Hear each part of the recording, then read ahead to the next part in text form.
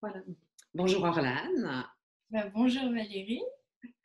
Moi, je suis heureuse d'avoir fait ta connaissance dans un networking sur l'île. Oui. Et voilà, j'ai adoré que toi, tu es toute jeune, tu es entrepreneuse et depuis déjà plusieurs années, donc voilà, avec du recul, donc avec succès aussi, ça veut dire. Donc voilà, et je voulais justement qu'on échange entre nous et puis que tu puisses donner justement des conseils suite à ton parcours. Tu as osé, on va dire, tu vas franchir le pas rapidement après tes études.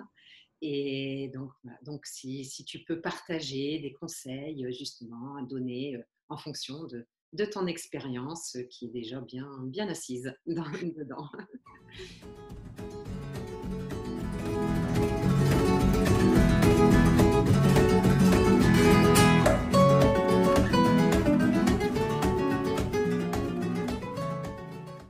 Je suis Orlane Guéricault et je suis responsable d'une agence de conseil en communication. Donc j'ai créé cette entreprise il y a 7 ans maintenant.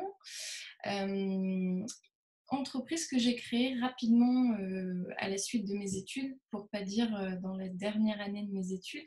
J'ai fait un MBA spécialisé en communication des entreprises et institutions. Alors, la voie de l'entrepreneuriat n'était pas au départ un objectif immédiat. Je n'avais pas prévu de créer une entreprise directement pendant mes études, mais j'ai eu un parcours où durant mes études, on m'a permis d'avoir assez vite des responsabilités. J'ai été responsable communication dans une société spécialisée en conseil en ingénierie. Et à l'issue de ce parcours qui a été très positif pour moi, j'ai la personne qui était dirigeante de l'entreprise qui m'a proposé de créer rapidement une structure parce que pas mal de contacts que cette personne avait autour d'elle ont demandé des prestations de communication. Donc c'est un marché qui a fleuri un petit peu de lui-même. Et donc il m'a proposé cette association. J'ai pris un petit peu le temps de réfléchir parce que j'avais 22 ans. Je suis partie à l'étranger pendant 6 mois et à l'issue de cette expérience, j'ai accepté de tenter l'aventure de l'entrepreneuriat. Donc, je me suis lancée avec peu d'expérience sur la finalisation de mon MBA. Et, euh, c'était voilà, un portefeuille client de zéro hein, pour démarrer. Donc, on y allait avec du culot, de l'envie et puis de voir moi ce que ça pouvait donner et si c'était un projet qui était crédible, viable ou si c'était encore un peu tôt. Et l'expérience a été plutôt chouette on a assez bien réussi rapidement. On a touché des clients très spécifiques au départ. On est rentré sur du grand compte. Donc, le fait d'avoir des portes d'entrée dans des grands comptes, ça m'a permis de pouvoir, en tout cas, avoir une viabilité déjà pour quelques mois, le temps de construire notre propre portefeuille client et de toucher un panel d'entreprises un peu plus large. Donc, la voie du grand compte a été la première qui s'est présentée à moi au départ. Elle m'a permis d'avoir une autosuffisance assez rapide. Voilà un peu pour la création de cette agence que je n'ai pas nommée d'ailleurs, qui s'appelle Griffon. Euh, Griffon, voilà. Donc aujourd'hui, 7 ans plus tard, c'est une belle aventure et je me lance dans une deuxième création d'entreprise. Donc il faut croire que l'entrepreneuriat m'a beaucoup plu. C'était quelque chose de fait pour toi de façon innée bientôt parce que Écoute, as c'était osé y aller. T'as osé, en fait, t'as osé prendre le risque d'y aller ben, sans trop te poser de questions finalement. Tu as dit, il faut tenter. C'est ça, au départ, je pense que mon premier atout, c'est que j'avais pas forcément conscience des enjeux et des conséquences que ça représentait. J'y suis allée en me disant, je n'ai rien à perdre, je vais tester l'aventure et voir un petit peu ce qu'on est capable de produire. de me former aussi à la gestion d'entreprise parce que c'était complètement nouveau pour moi. J'ai vraiment appris sur le tas, très bien m'entourer.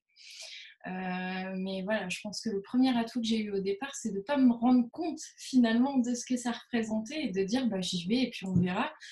Et aujourd'hui que je m'en rends compte, je me dis effectivement, je n'avais pas conscience de tout ce qu'il pouvait y avoir derrière ça. J'étais toute seule à l'époque et aujourd'hui on est quand même un peu plus.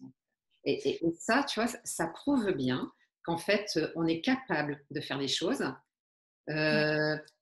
En fait, c'est la peur qui fait que tu ne prends pas de décision, que tu n'avances pas. Ah oui, Quand complètement. tu avances, ben, tu as un problème, ben, tu mets une solution derrière, puis tu apprends, tu vas chercher des ressources complémentaires autour de toi, ce qui fait que ça te fait avancer. Tu vois, voilà. Ouais. Et au contraire, c'est quand on voit, on étale trop les choses, mais il y a tout ça, mais j'y arriverai jamais à surmonter tout ça. Et ben là, en fait, on est dans nos peurs, hein, et ce sont des croyances qui justement nous empêchent en fait d'avancer. Donc, Oui, finalement, c'était ce qui au début a été une carence, a été, je pense, mon meilleur atout au départ.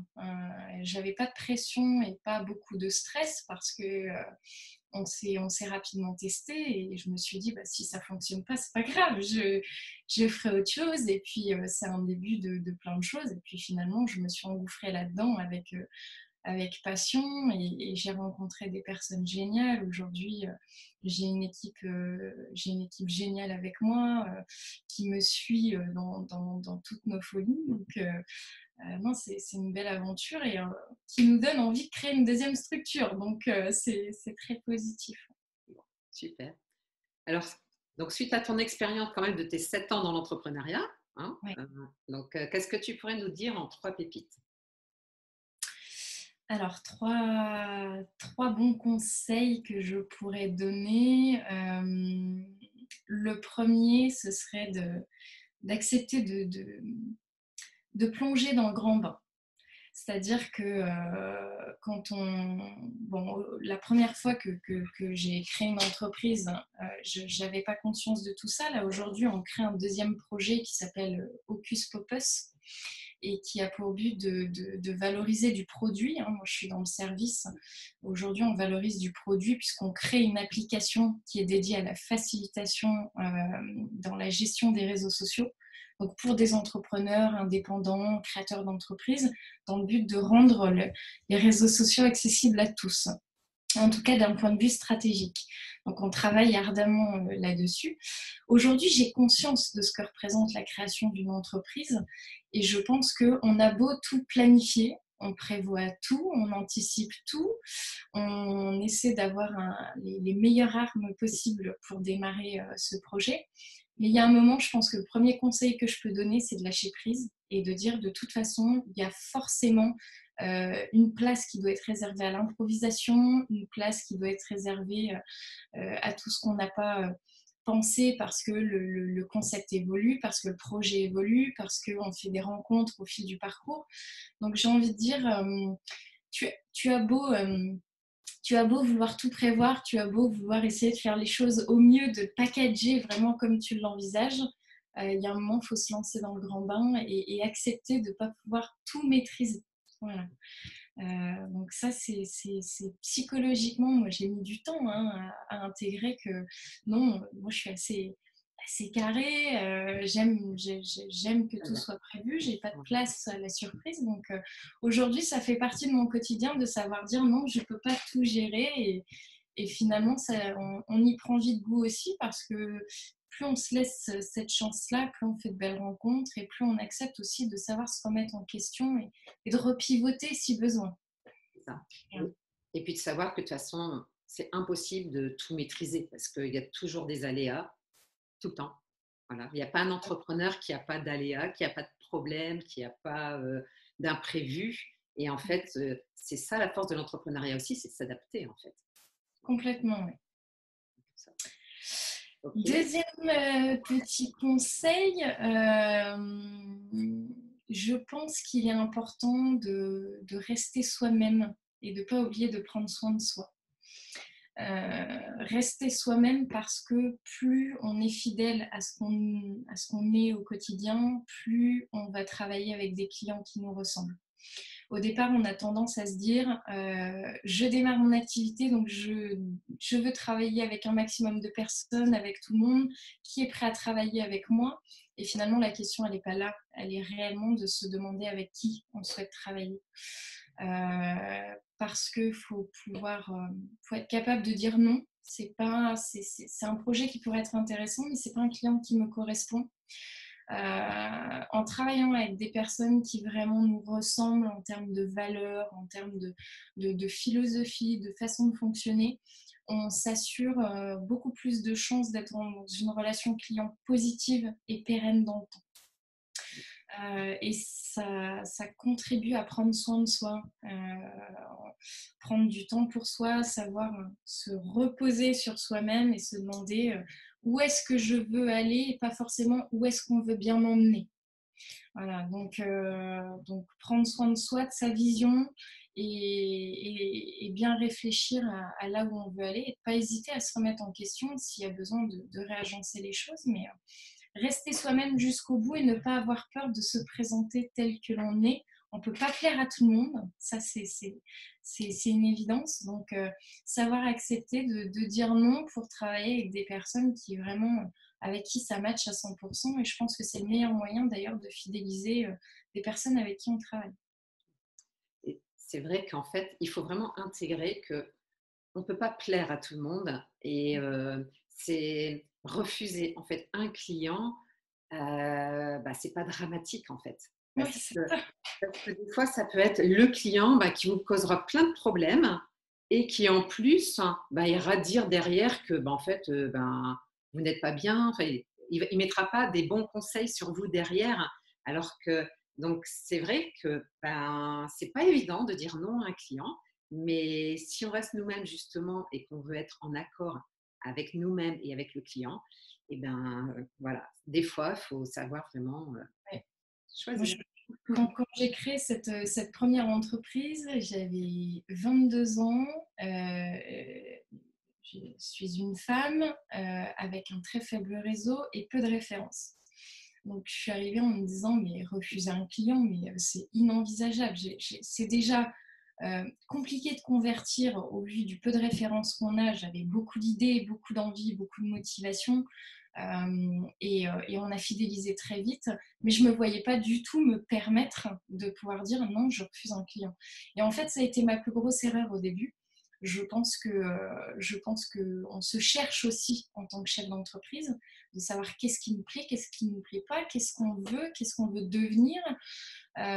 Et aujourd'hui, savoir dire non, c'est notre premier atout parce que quand on dit oui, on sait qu'on est à notre place et qu'on va pouvoir donner le meilleur de nos compétences et de nos talents aux bonnes personnes et avec qui, voilà, on n'est pas sur du one-shot, mais vraiment sur de l'accompagnement long terme.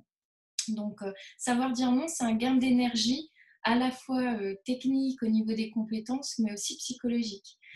Quand on a un réseau de clients, on sait que c'est durable. Moi, aujourd'hui, j'ai un portefeuille client qui, sur la création de cette deuxième structure, non plus dans du service, mais dans du produit, j'ai 100% de clients qui me suivent et qui me disent on sera utilisateur de ce produit, on va faire parler de ce produit parce qu'on est aligné. On est aligné depuis des années dans des valeurs, dans une envie d'aller dans la même direction. Et, pardon. Et du coup, c'est vrai qu'aujourd'hui, c'est notre meilleur atout. Nos clients sont les personnes qui nous recommandent le plus. Un client avec qui on travaille, c'est un client qui nous recommande quasi automatiquement. Donc voilà. Ça fait grossir ton portefeuille de façon presque naturelle et ça devient magique, c'est grâce à ta bonne sélection au départ. Voilà. Exactement. Donc ça, c'est vrai que c'est une notion qui est dure à intégrer parce que c'est difficile de refuser quelqu'un, mais c'est une notion qu'il faut savoir. Franchement, moi, j'insiste aussi dessus parce que moi aussi, j'ai voulu en fait prendre des clients au départ, tu vois, quand je démarrais comme ça dans l'accompagnement. Et puis voilà, puis j'avais une personne. À chaque fois, c'était compliqué, tu vois. Et puis je dis, mais non, ça va le faire, ça va le faire, quoi. Et non, ça finit dans le mur, hein. Et voilà. Et donc, quand on a l'intuition au départ que ça va pas le faire, stop, stop. Voilà. Parce que c'est vrai que c'est une économie d'énergie. Et après, voilà. Et après, on va te dire, non, mais tu n'es pas bien, etc. Alors que c'est pas toi le problème, en fait. Voilà. Oui, Donc, puis je pense que dire non à un client n'empêche pas d'aller prendre un déjeuner ou d'aller prendre un verre avec. Je veux dire, c'est pas une rupture de relation, c'est simplement de savoir considérer qu'on peut très bien apprécier voir quelqu'un et apprécier quelqu'un pour ce qu'il est dans la vie de tous les jours sans forcément être aligné au niveau du boulot. Donc, c'est deux choses qui sont différentes. c'est ça. Voilà. Il y a la relation professionnelle pour le travail, pour aller chercher un résultat. On le sent ou on le sent pas. Voilà. C'est ça. Bon. Et ta troisième pépite alors? Alors la troisième, je dirais quelque chose qui a été capital pour moi, c'est de savoir bien s'entourer. Savoir bien s'entourer parce que quand on est entrepreneur, moi on m'a beaucoup dit, un entrepreneur se sent seul. Il y a la solitude vis-à-vis de tout ça, partager les joies, partager les déceptions, prendre des décisions. Euh, Bien s'entourer, c'est pouvoir faire confiance à des personnes qui vont nous accompagner dans des prises de décision, nous accompagner dans les difficultés, mais aussi dans le fait de savoir fêter les bonnes choses. Moi, je pars du principe qu'un entrepreneur, même s'il crée seul, il n'est jamais seul. Un entrepreneur, en général, c'est une histoire de famille. Entreprendre, c'est aussi des amis, c'est un réseau, c'est plein de monde.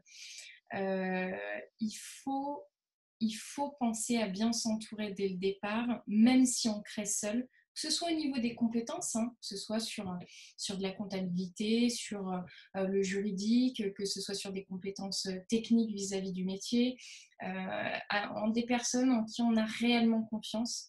Parce que quand vient la prise de décision, prendre une décision seule, c'est ce qui pour moi a été le plus compliqué. Prendre des décisions, ça a été compliqué parce qu'il y avait un fort impact pour moi, certes, mais j'avais un impact sur toute l'équipe. Donc savoir pivoter sur des décisions, savoir prendre certains projets ou pas dans tel planning, est-ce qu'on recrute, est-ce qu'on recrute pas, est-ce qu'on s'engage vis-à-vis des banques, vis-à-vis de différentes institutions qui sont prêtes à nous accompagner. C'est des décisions qui ont impacté toute l'activité, toute l'entreprise.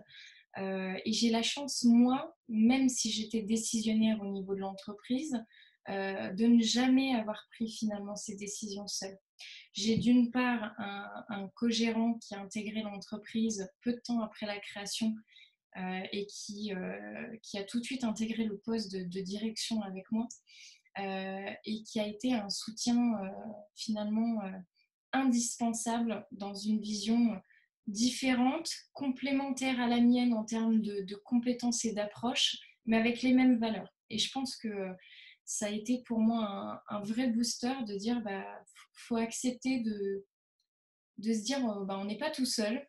Oui. Et même si c'est quelqu'un qui ne rentre pas dans l'entreprise, faut pas hésiter à communiquer, faut pas hésiter à dire ce qu'on ressent, pas tout intérioriser, en faire part à ses proches. Alors parfois c'est un peu compliqué parce que les proches sont pas sur le terrain de ce qui se passe dans l'entreprise, mais ne surtout pas se renfermer et partager, parce que c'est une aventure de tous les jours, c'est une aventure le matin quand on se lève, le soir quand on se couche, quand on mange, quand on dort, quand on vit, quand on... Voilà, donc il faut accepter de bien s'entourer dès le départ et de savoir en qui on peut avoir confiance dans quelqu'un et de jamais oublier qu'un entrepreneur, c'est pas vrai, il est jamais seul. Et il y a plein de bienveillance autour de soi et c'est important d'en avoir conscience. Ouais. Et c'est vrai que tout le milieu de l'entrepreneuriat, encore plus aujourd'hui, que moi j'ai découvert depuis 3 ans, là, tu sens vraiment qu'il y a une bienveillance dans tout ce milieu. Ce n'est pas de la concurrence entre entrepreneurs. Moi, je trouve que c'est vraiment de la bienveillance. Et franchement, qu'est-ce que ça fait du bien en fait de découvrir tout ça. Et après, voilà, il y a différentes façons effectivement de ne pas être tout seul, de se construire son réseau, notamment dans les clubs business, dans les networking, voilà, dans son entourage, par les institutions, par les associations. Donc, il y a vraiment en fait de quoi ne pas être seul du tout, du tout, du tout. Et c'est vrai que c'est hyper important, quoi. Ouais, tu parles des réseaux d'affaires. Moi, je trouvais ça assez cliché, en fait, au départ, de dire, mais oui, il y a des réseaux, tu peux rencontrer des mondes, il y a du monde, il y a des réseaux business, des assos, etc. Je dis, oui, oui, bon, ok, des clubs très fermés, très... c'est pas forcément ma place, je ne conçois pas les choses dans des cercles fermés. Et en fait, pas du tout. C'est-à-dire que j'ai joué le jeu une première fois, et je me suis rendu compte de cette bienveillance et de dire, mais en fait, ce sont des gens qui vivent exactement la même chose que toi. Tu n'es pas un cas isolé, tu n'es pas seul au monde. C'est des problématiques identiques, des façons de penser identiques. Et parfois, un peu de chance, avec un peu de chance, c'est des valeurs identiques et ça peut donner place à des belles collaborations, des associations. Faut, faut, Même si on n'est pas de ce tempérament-là, il faut aller vers autrui. Il y a plein de belles choses. Faut avoir cette envie et de bien s'entourer et de faire le pas pour aller vers les autres parce que il n'y a que de belles surprises et plein de bienveillance. Moi, j'ai vraiment constaté ça et c'est vrai que ça fait du bien. Voilà. Et celui qui parle de solitude de l'entrepreneur, ben, c'est parce qu'il ne sort pas en fait du nez de son entreprise. Tu vois, il a vraiment, alors, il y a des chefs d'entreprise, de TPE, PME, ils sont patrons, qui ont plein de salariés en dessous d'eux et voilà, qui sont pris dans leur business. Et des fois, ben, ils oublient de prendre un peu de recul. Et c'est vrai qu'ils portent un petit peu le poids de la difficulté.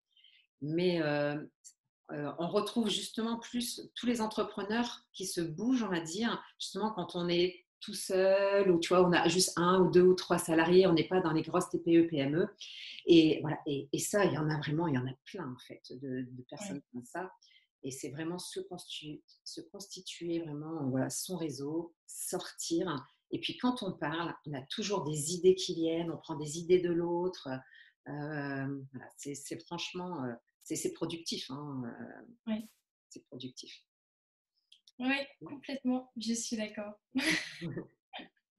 Bon, voilà mes trois pépites. Alors, il y a plein de conseils qu'on peut recevoir, qu'on peut donner, mais c'est vrai que ces trois-là, moi, font partie de mon socle de base sur la création de cette deuxième structure.